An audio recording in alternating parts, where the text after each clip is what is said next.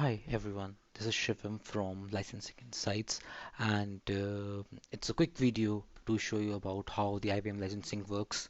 Obviously, we won't be able to go through all the topics, but we would be going through one very main topic which forms the basis of the licensing, which is PVU, which is PVU licensing, which is CPU-based licensing.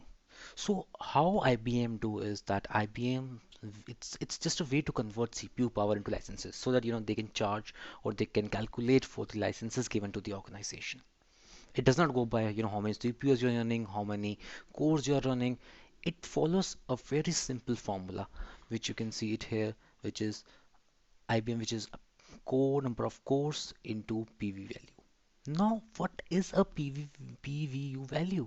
You know, in simple terms, I would say, you know, it is something uh, pre-decided and as a standard followed by IBM, and with different processes they have different number fixed. For example, you can see in the highlight for Intel they use the PVU value as 70. For AMD processors they use as 70, and from some IBM power processors they use 100 to 120. This is all given on the official website of IBM. So you need to just go through that and you will be able to get the numbers. It's very simple. Now, let's take an example at how it is calculated.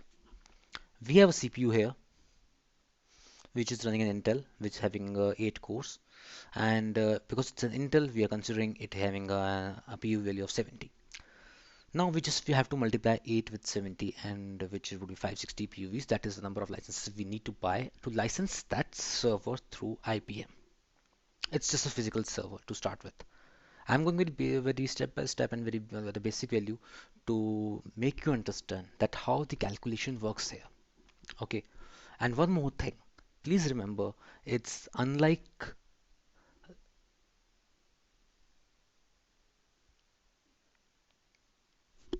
so now, as I said, so we just need 560 PVUs. Now, let's get a bit more flavor of how the calculation works. Now, for virtualization, IBM just basically follows two concepts, which is full capacity and subcapacity. By full capacity, it means that you should license all the physical cores of the host, and for subcapacity, you just need to license those cores which you are using or those virtual machines you are using.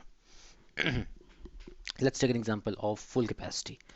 So basically, here in full capacity, you can see we have a host with two CPUs, and per CPU there are 12 cores. Now, how many cores would be 24 cores? Again, just to remind, we don't follow here the other formulas like Microsoft that we need a minimum number of license cores to license server. It doesn't happen. It just goes by the number of cores. It is if it is 3, we multiply it with 3. If it is 4, we multiply it with 4. Now, total cores are 24. We know it's an IBM processor, which is being told. So we just need to multiply 24 into 70, and this much PVUs would be required. Even if you're using only two cores, doesn't matter to IBM. They have to let you know that for being compliant, you need to license all the physical servers. Now, take example of capacity with the same scenario.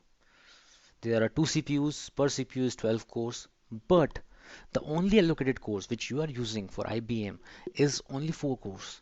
Then here only 4 you will multiply the PVV value with 4 only.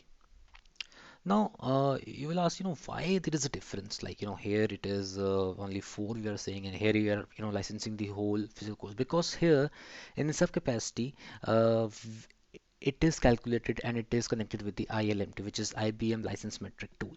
In full capacity, it's not. That's why. So that's the reason. So it was a very short video just to give you a glimpse that how we provide or what training on the concepts and how it is calculated. We also have a course coming up. You can see on our website. Thanks for watching for now. Have a great day.